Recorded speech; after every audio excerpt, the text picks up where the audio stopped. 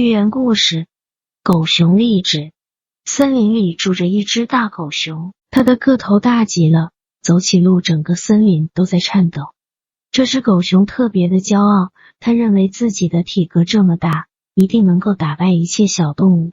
有一天，它在森林里就遇到了一只老虎，老虎可是森林之王，跟老虎相斗会有什么结果呢？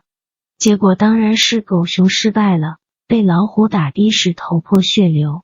他逃到一棵大树下，躺在那儿一边叫着，一边难过着，还在那儿喃喃自语：有朝一日，我一定要打败老虎。一只蜻蜓飞了过来，好像看见狗熊在那捣鼓着什么，它就飞过去问：黑狗熊，你在说什么呢？声音那么小，我一点也没听到。狗熊看了看蜻蜓，对他说：我在励志，有朝一日一定要打败老虎。今天被他给打败了。过了一段时间啊，这头狗熊啊还真是不消停，他又去与一只大象争斗，结果他还是被打败了。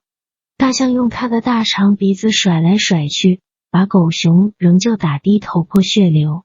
狗熊气极了，可是真的是没有办法，还是落荒而逃。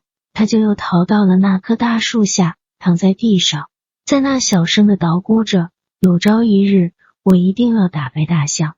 正巧那只蜻蜓又飞来了，看到这个情景，去问狗熊：你又怎么了？你在这儿小声的嘀咕什么呢？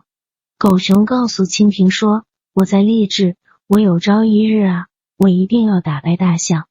蜻蜓想了想，对狗熊说：哦，我见到2次了，你都在这里励志，天天在这里励志有什么用呢？不如自己发奋努力吧，否则总在这埋怨，总在这用嘴来励志，你还是一只无能为力的狗熊呀。这头狗熊仗着自己的身体块头大，总是觉得能够打败一切，可是当他真正跟别人争斗的时候，发现自己总是不如别人。他往往想到的是什么呢？是在那棵树下小声的嘀咕，不停的励志。所以通过这个故事告诉我们，如果你发现自己的一些缺点、一些问题，总在那埋怨，或者是总在那用嘴说明天我要更好，可能真的是不会有任何进步的哟。不如马上就行动起来吧，我们千万不要做那个常在树下励志的狗熊。